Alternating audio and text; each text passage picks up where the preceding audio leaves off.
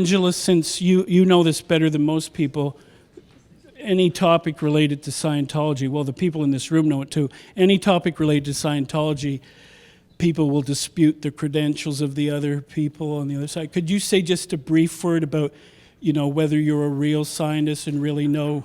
I can hardly spell toxicology, so maybe you could just say a word about your credentials, and then you can teach us about the stuff we might not understand.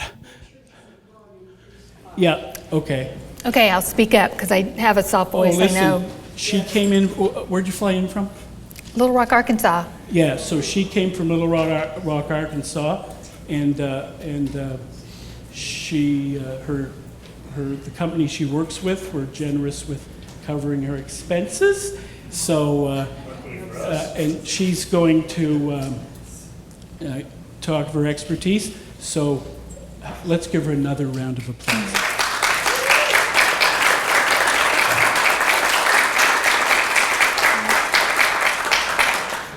Well, I'm very glad to be here, and as I said, I hope I don't send you all to sleep this afternoon with science talk at the end of the day.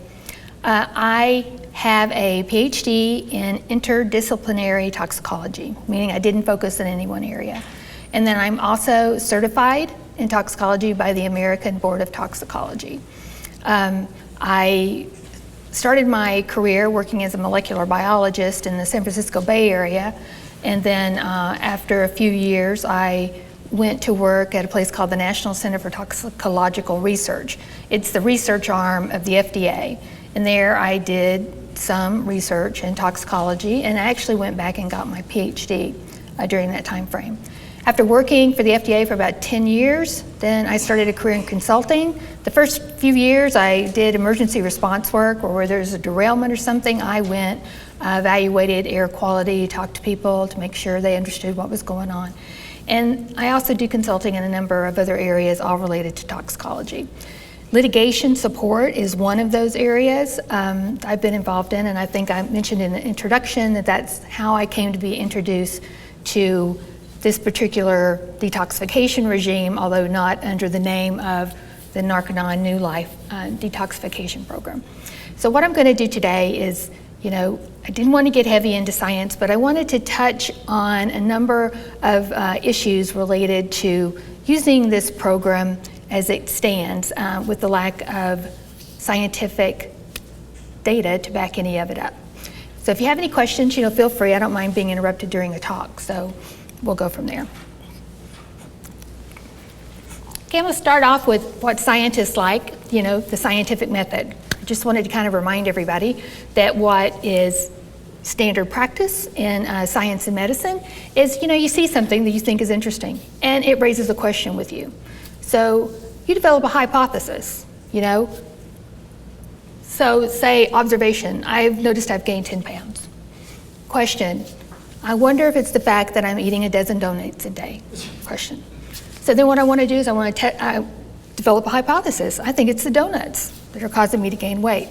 So I want to test that hypothesis, so I will set up some sort of little experiment, and then I'll evaluate my hypothesis. Yep, when I quit eating those donuts, I quit gaining weight. Or, nope, I'm still gaining weight. It must be something else. So then you go back, you revise your hypothesis and start over.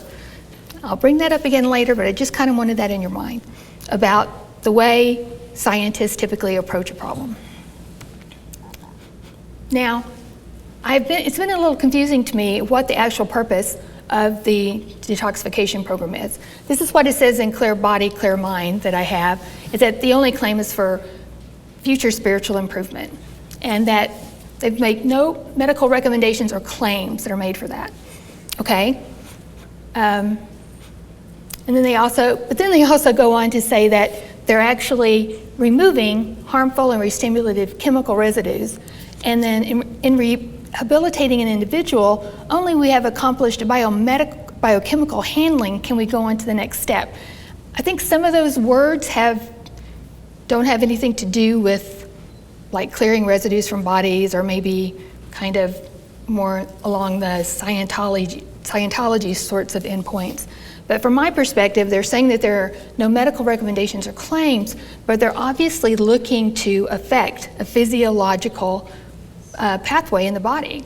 So it is a treatment.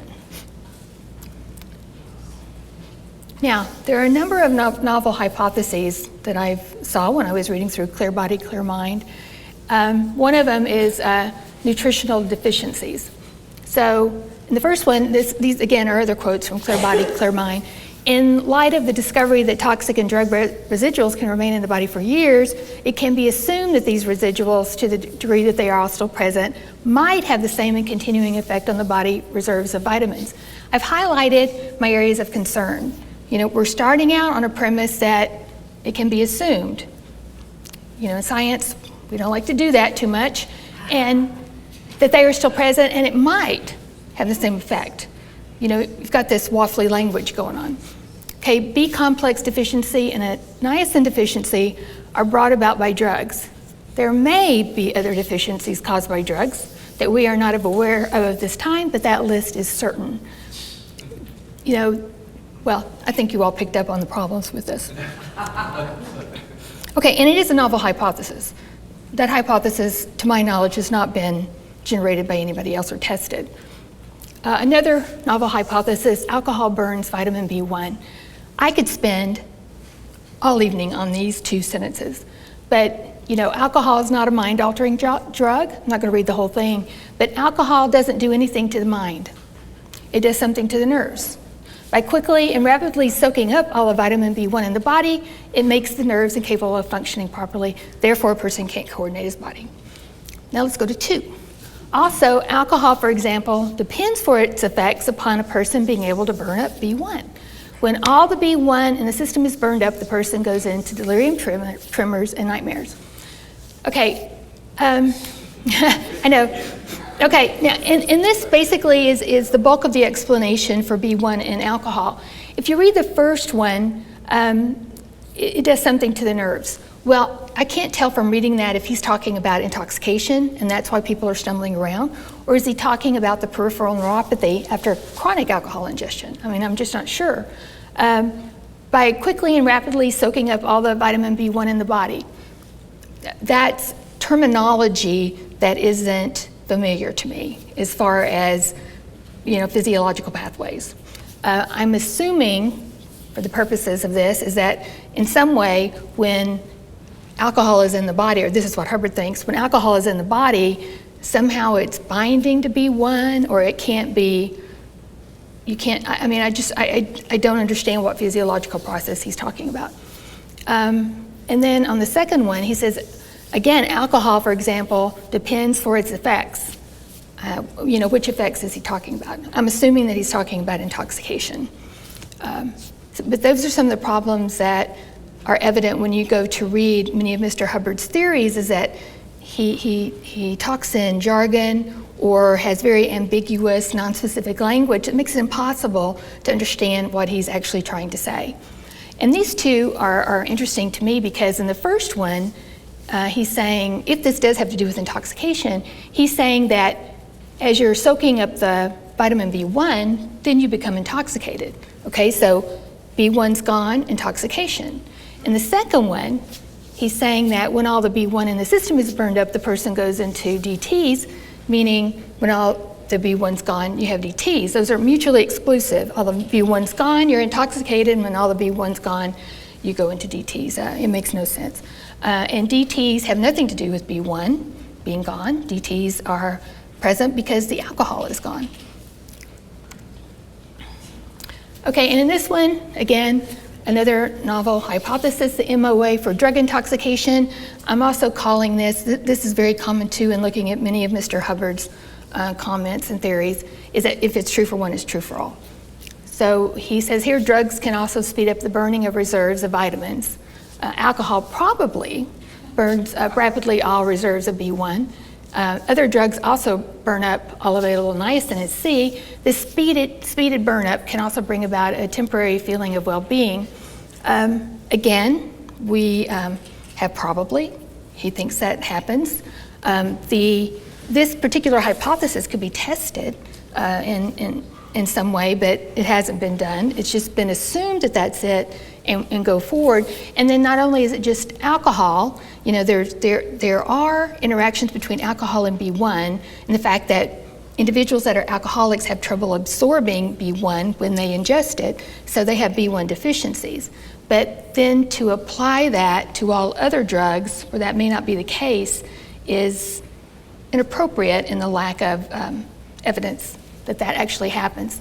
And then also the problems are that this is inconsistent with the huge amount of literature we have evaluating how drugs and alcohol interact with neurotransmitters in the brain. Even though he says it's not a mind-altering drug, that's exactly how it acts. And people staggering around has to do with effects on the brain. There are no direct effects of alcohol on the peripheral nerves. And also, if that were true, then anyone that had vitamin B1 deficiency would feel high. So the underlying principle that was used to develop this whole detoxification regime is based on a number of assumptions that are clearly untrue and would have been evident as untrue at his time in the literature. Okay, and then niacin and LSD, and I know you all know all of this, and you probably,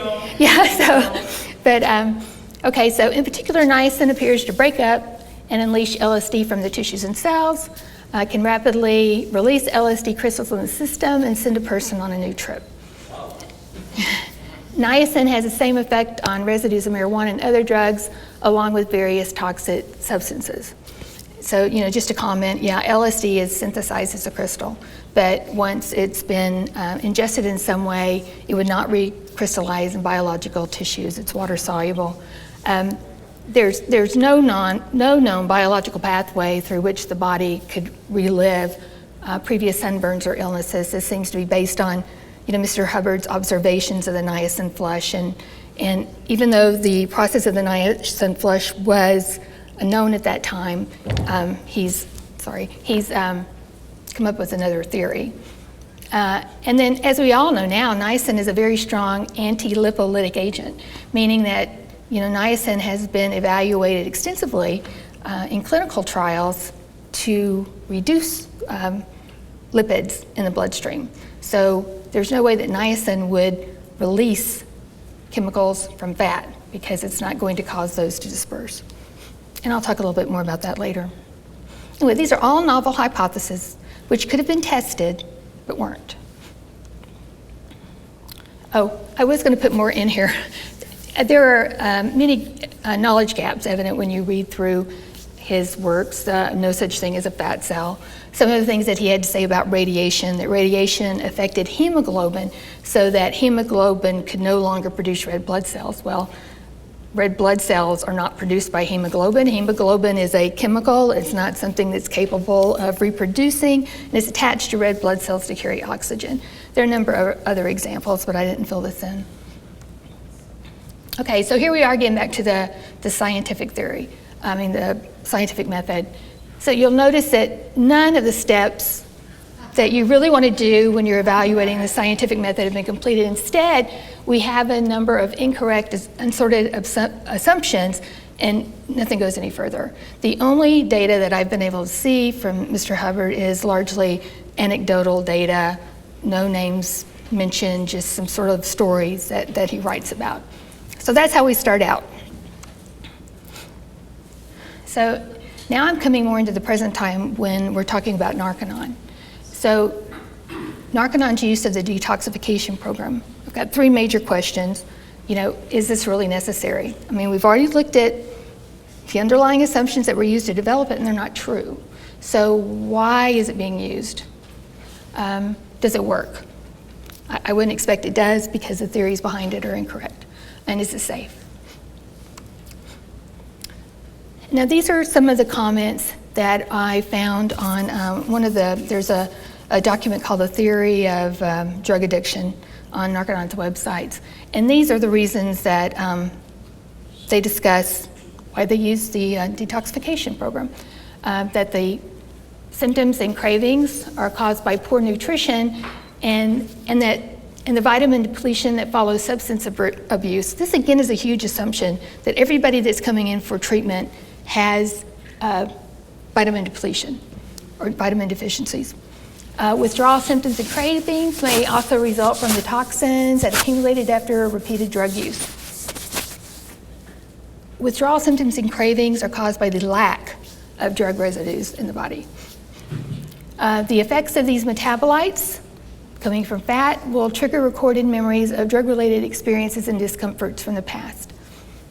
I know of and could find no physiological biochemical mechanism through which this could occur. So you're all aware of the doses. I think you're all better aware of the doses that are used in this program than I am. But I just put this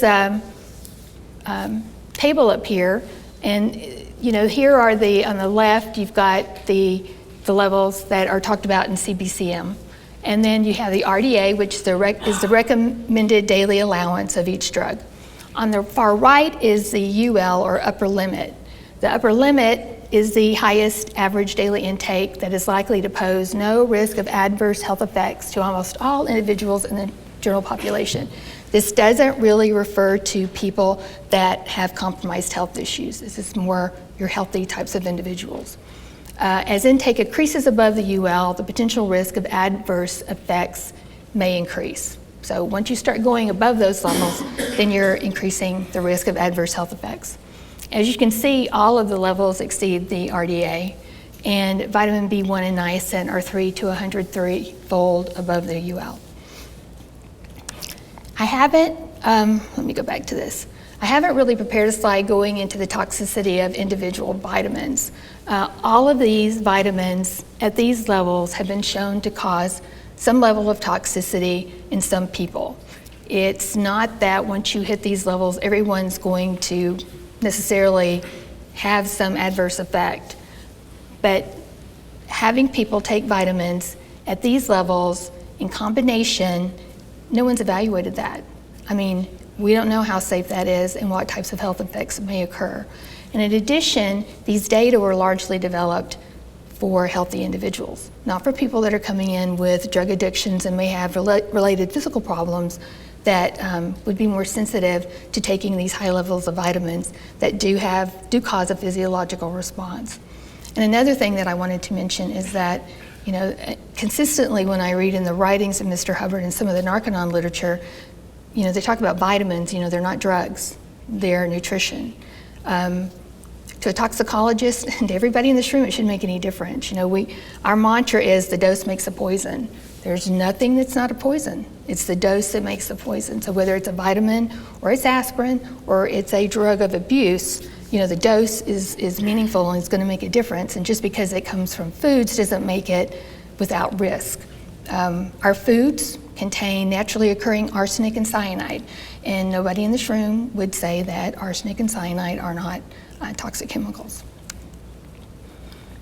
So, why are you using this? I mean, why is the detoxification program important in trying to help people that are trying to get off drugs?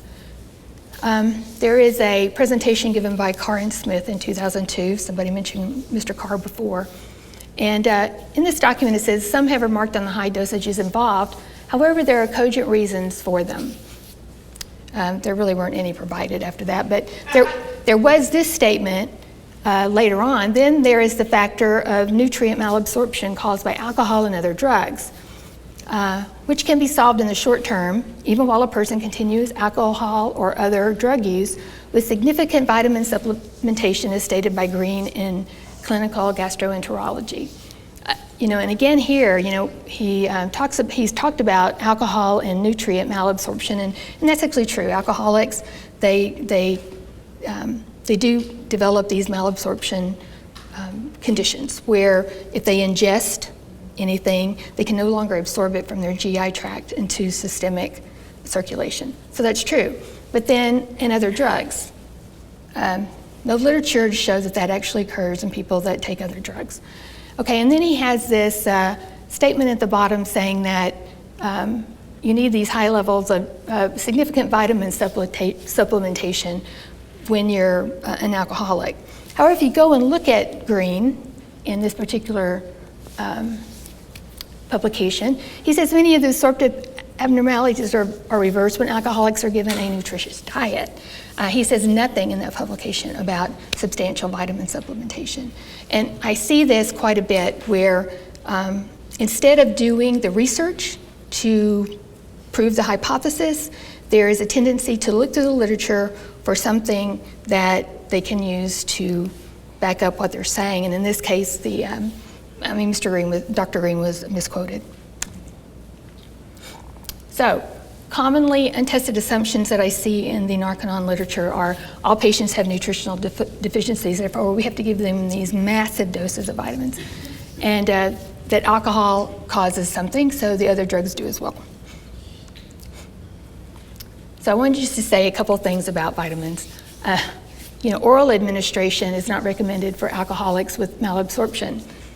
Can anyone think of why that might not? I mean, if people are coming into Narconon and they have malabsorption issues, what's the last thing that's going to be helpful? Is to give them an oral dose of something because they can't absorb it. So, that doesn't make any sense. In the case of vitamin B1, I put up there, in alcoholics, they can only absorb 1.5 milligrams of vitamin B1 a day. So if you give them 5 milligrams, they're going to absorb 1.5. If you give them 20, they're going to absorb 1.5. You give them 50, they're going to absorb 1.5. There's a limit to that, and even in healthy individuals, there's only a certain amount of B1 that you can absorb. And you'll see, if we go back to this table,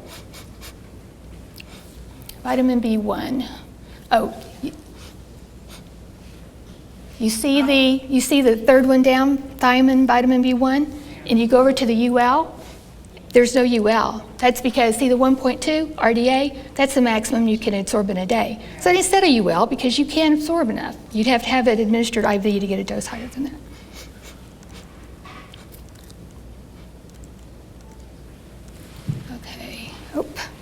Okay, and that's what I have here. Vitamin B1 and riboflavin are not well absorbed even in healthy individuals. So, I've read Mr. Hubbard's documents that, when you increase something like B1, you have to increase other vitamins in line with that so that you don't create artificial deficiencies. And I won't talk about that today, but you can see that that really makes no sense in the light of B1, because if you give someone 100 milligrams of B1, you don't need to increase anything else because you're not going to absorb 100 milligrams of vitamin B1. Oh, is it necessary? So you're assuming that everyone that comes in has a nutritional deficiency and you're treating with these super doses of vitamins. Why is that not necessary? Because you could actually check them when they come in. Are they nutritionally deficient? And I just haven't seen any data for that. Okay, so more on their rationale for vitamin doses. This first paragraph I was really surprised to see. I'd not want to brush aside legitimate scientific concerns, but there is admittedly a certain irony in suggesting that persons whose usual routine is to smoke crack or inject heroin should be protected from toxic nutrients, when that's actually exactly what should be occurring. We know these people likely have issues, and you want to actually go even further to make sure that you're not increasing their risk of adverse outcomes. And then at the bottom, but I also refer you to a concept that may be familiar to many of you, something known as the precautionary principle. More science will follow, but we do know that this program involves no risk to participants. A couple of things here. The precautionary principle, I don't know if you've heard of that, but that's basically saying that if there's something new, in environmental science or with medicine, that if you don't really understand the risks, you want to err on the side of caution. So I'm unsure why this sentence is in here. It just doesn't make a lot of sense to me. And then more science will follow. Well, okay, that would be a good thing. But we do know that this program involves no risk to participants.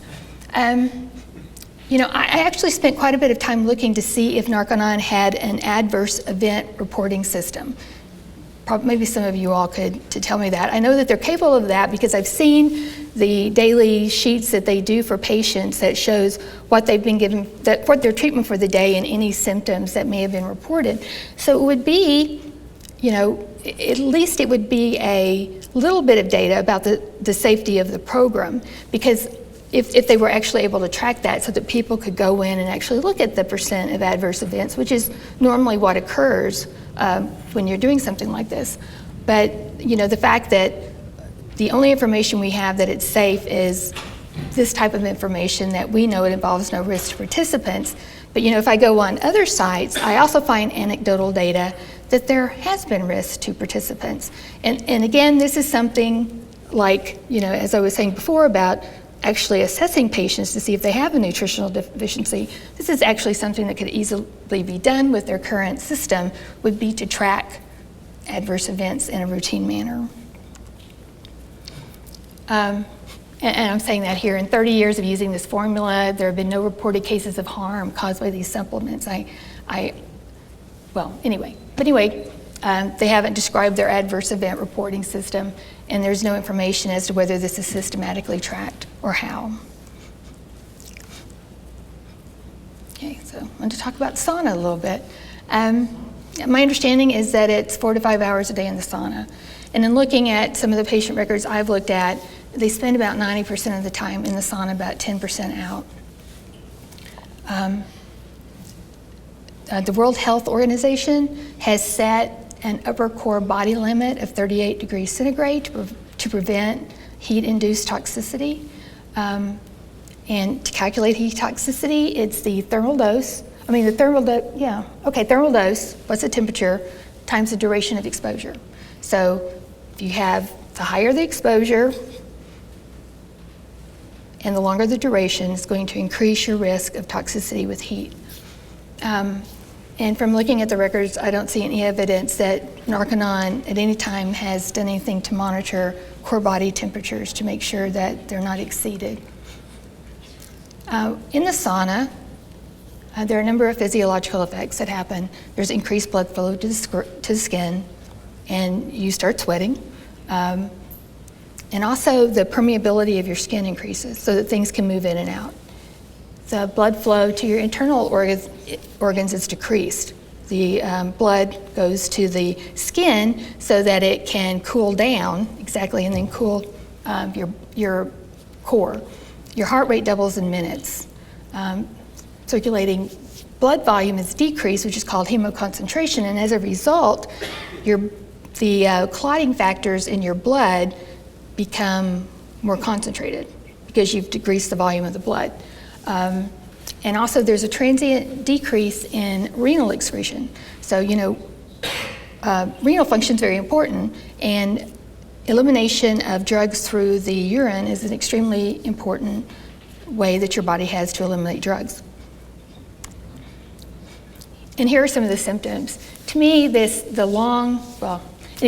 you have mild to moderate hyperthermia, you have the typical symptoms we probably all experience at one time or another just in our general lives, but weakness, dizziness, discomfort, and I won't read all the symptoms. Once you start going above 40 degrees centigrade, and it doesn't take much to get above that, then you start having an increased risk of some substantial symptoms.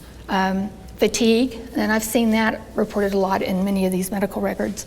Diarrhea, nausea, neuropathy, we have problems with your nerves. Generalized seizure, I mentioned the hemoconcentration, so you increase the chemicals that cause clotting in the blood, so there's a prolonged prothrombin time, sorry, I don't know why I couldn't say that, which would mean that you'd have greater risk of developing a blood clot, which could lead to all kinds of issues. And then increased plasma liver enzymes indicating liver toxicity. And then, of course, brain edema and death. Sorry? Could you elaborate on that last point, increased plasma liver enzymes? Yeah, your liver is going to start increasing levels of like ALT and AST. I can't remember exactly which ones were reported in the literature when I wrote this, but. Okay, so symptoms. So, and I wanted to make a comment about the sauna and niacin. So we've got these effects that being in the sauna can cause. Well, niacin by itself, and I'm talking like 500 milligrams, which is 10 times below the highest dose used in the purification program. By itself, it increases heart rate, increases skin absorption, and causes severe hypotension. So you're going to have an additive effect of those two events. Another example that I wanted to show was, I'm going to talk a little bit about something called pharmacokinetics, which is basically how your blood handles chemicals and gets rid of them. On the left, and some of the things that I put in here aren't showing up, but on the left, that little bar, that represents skin, okay? And on this side, on the right side, that's, let's say that's in your blood. And on the other side, on the left side, that's the top of your skin. Does that make sense? Okay, so in the sauna, at the beginning, you're increasing blood flow to the skin, so you're going to increase chemicals moving from the blood into the sweat and out of your body. But during sauna, your skin becomes very permeable. Niacin also helps that, so what's going to happen? It's going to go out, it's going to go in. Okay, there's significant literature showing that reabsorption of chemicals in the sauna. So that's why people, when they wear patches, are recommended to not go into the sauna, because if you've got a nicotine patch and you get in a sauna, you know, it's going to increase the flow of nicotine into your blood. So these are things, again, that could be measured. What's the increase in elimination of any types of, you know, drugs and toxins in the blood through sweating during detox? That's something that could be evaluated but hasn't been done. Also, what is the increase in overall elimination through detox? Because what they're saying is, you know, with the niacin and the sauna, is we're going to pull drugs and drug residues out of the fat. So that means they're going to be in the circulating plasma. So all you would have to do basically is take blood samples before and after and evaluate, is there any real effect? And then also measure the drugs that are in the sweat and see how much, is this really effective? Are you able to do this? And that hasn't been done. So one of the things I wanted to mention is this drug, methylphenidate, which is like an amphetamine type drug. What we know about methylphenidate is that normally about 35 to 98% of ingested drug is eliminated in the urine in 6 hours. And that 0.14% is eliminated in 24 hours. The most water-soluble drug that we know, alcohol, less than 1% is excreted in the sweat. Okay, so we look at this, and now we go into the sauna. Remember what I said about the sauna decreasing renal output? That means you're going to lose renal elimination. And renal elimination accounts for 35 to 80% of elimination from your body.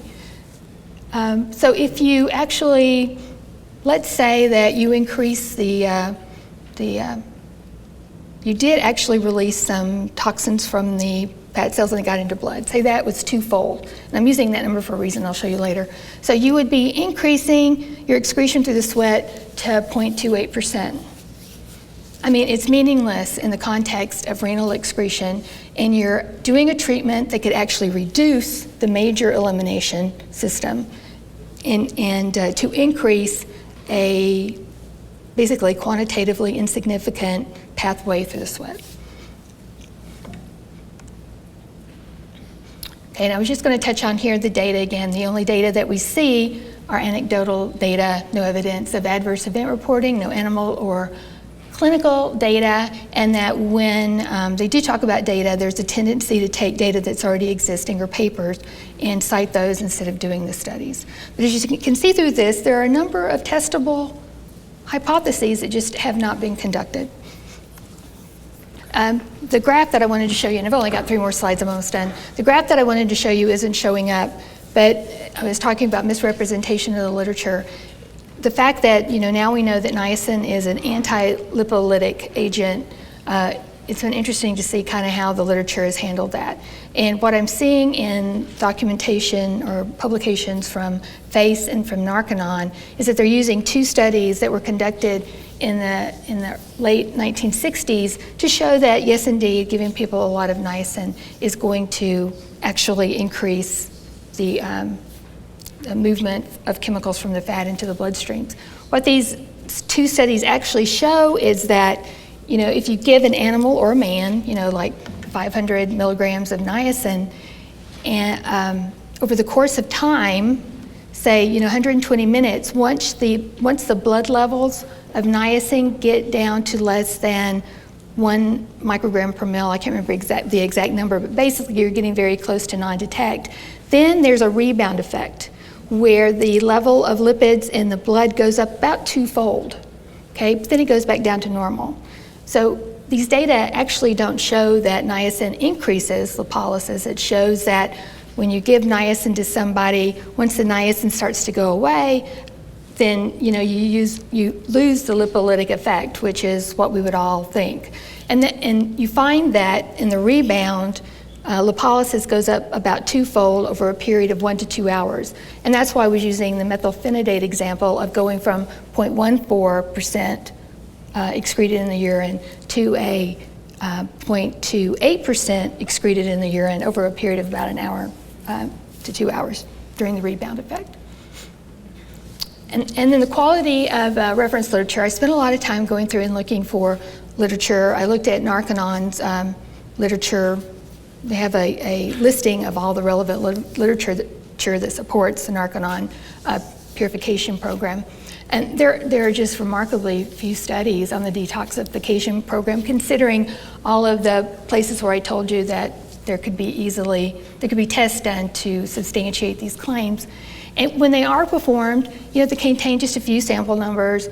They don't have any control groups, and a lot of times they're not on target. For instance, some of the studies for looking at how this clears up drug residues and fats, and eliminates them, they're not about drugs at all. They're about other chemicals that are the persistent chemicals that actually stay in the fat much longer. They don't really have anything to do with drug treatment.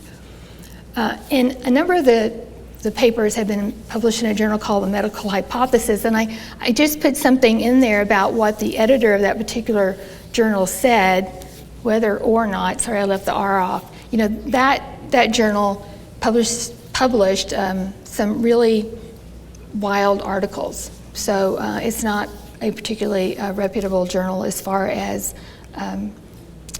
peer review. So in general, these were just sort of my overall summaries. There's no scientific basis for this program.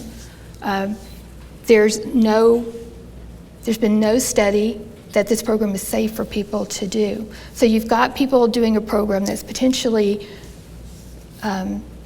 this program will increase the risk of adverse events in people that are going in for drug treatment. And there's no indication that it's necessary. It's being conducted to remove drug residues that we don't know are there, another thing that could be tested, as I said, in the blood. And it's being used, high vitamin doses are being used to treat nutritional deficiencies that we don't even know are apparent. There's been no change to Mr. Hubbard's initial hypothesis, even though it's largely refuted by the available scientific and medical literature. There's no scientific evidence that the detoxification program significantly affects the body burden of drugs of abuse, or that drug cravings and withdrawal are caused by residual drugs in the body. So that's the 10,000-foot view, 10,000-mile view.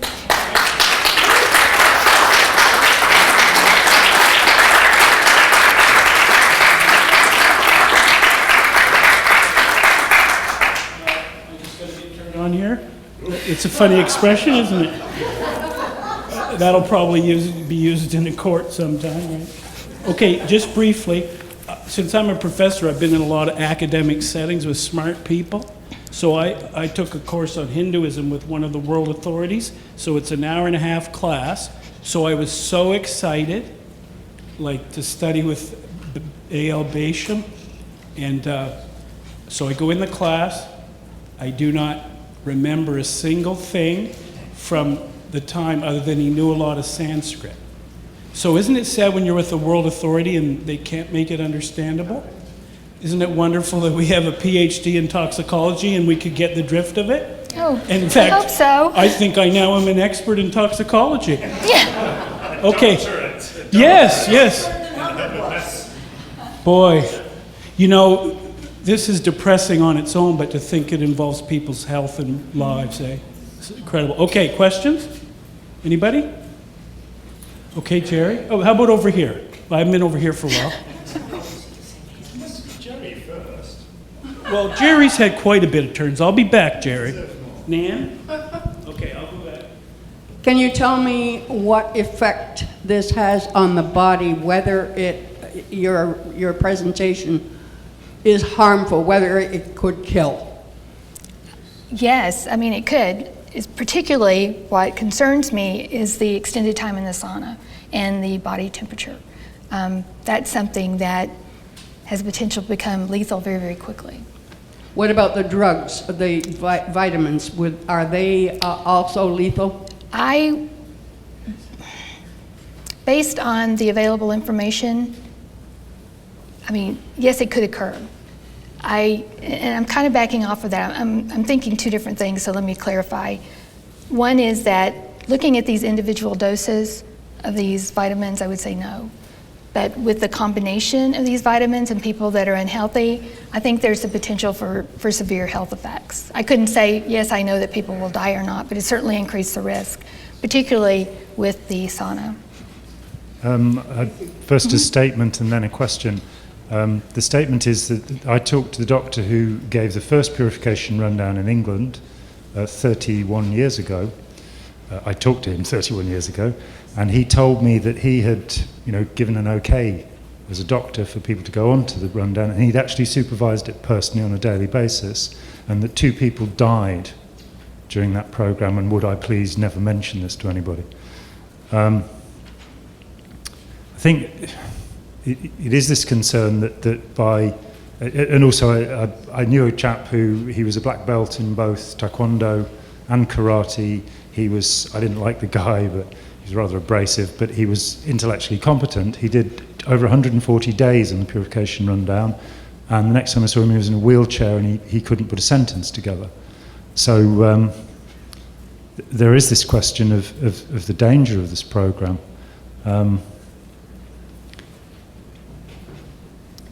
The overload of, take for example the amount of vitamin C. Mm-hmm. Vitamin C is a fairly strong acid, isn't it? Yes, ascorbic acid.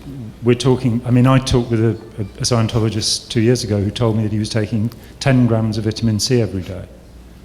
What would be your attitude towards very high doses of, you can only absorb, 180 milligrams perhaps? Well, for vitamin C, vitamin C is water soluble, so your body is going to absorb what it can, it's going to get rid of the rest. Yeah. So it'd be very hard to overdose on vitamin C. But it might have a deleterious effect simply because of its high acidity on the stomach lining, for example. Well, I don't know. I'd have to look at that. I think vitamin C does have many of these vitamins, when you take a lot of it on an empty stomach or on your stomach, it's going to cause some stomach upset. But one of the things I want to emphasize is that taking away the sauna, when you look at the individual vitamin doses, they're high. There have been adverse effects reported in people that are taking those high doses. There's no literature saying for any individual vitamin that if you take this level of niacin in this form, okay, this is the immediate release form rather than the sustained release form, they act a little bit different and the risk of adverse events is different in the 2 formulations.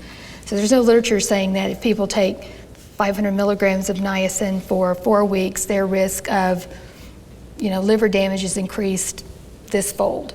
That data is just not out there. The problem with this is that you've got multiple, you don't just have one vitamin that's being taken at high doses. You have a combination, you have no idea what that mixture is going to do to the toxicology. Then you add in something like, high sauna, which has significant risk if your body temperature increases. So you've got these 3 things, high vitamins combined with sauna, and there's no information about what health effects that has on people, and they could be substantial. No one would recommend that someone start taking these levels of vitamins. It's the reason that we said in RDA and UL, because the risk of health effects goes up in individuals. Every person's different. They're going to have individual susceptibilities based on their genetics and their background and their health. That's going to play a role in there. This program should not be used for people for this purpose without some studies about the safety and efficacy. because as I was saying before, the hypotheses that Mr. Hubbard came up with were incorrect to back up the study. It doesn't need to be done, and this program definitely increases people's risk of adverse effects. And I could see a combination of vitamins and high heat temperature that would cause people to have long-term damage and have significant health effects, including death. I was showing you, like for the sauna program, that it can increase the clotting factors. Well, if you have that happen and you have an embolism to the brain, or you have something going to the lung, that's going to cause serious health effects. Some of the vitamins, like vitamin E, at very, very high doses have been shown to increase the risk of a coronary event in women in some studies. So now you've got the combination of those two. The simple matter is we have no idea how those things are going to interact. But I think it's a dangerous program for people. And you say that it's dosage that makes something toxic or not. Isn't it true that vitamin A is also in high doses can have quite unpleasant effects? The what? Vitamin A in high doses. Yes, I mean all of these vitamins can have can have effects at high doses. Effects, yeah. Exactly. Okay, Jerry. Thanks. Yes, you mentioned you had something of a suspicion regarding the quality of the reference material. That Yes. is, what they used to support their claims, or Hubbard's scientific claims.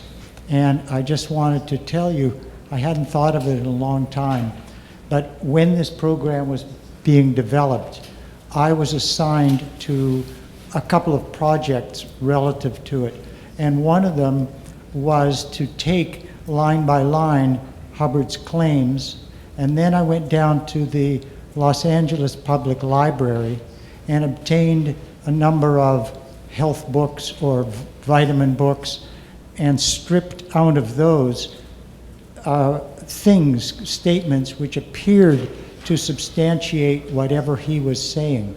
And that was the original basis. That was the quality of the reference material at that time. Now, subsequently, they've had actual doctors and probably scientists and others involved, but that's how it started out. And I mentioned to you as well that Hubbard ordered that unlimited Scientology funds be allocated to get him a Nobel Prize for the development of that program. Question, do you think is that?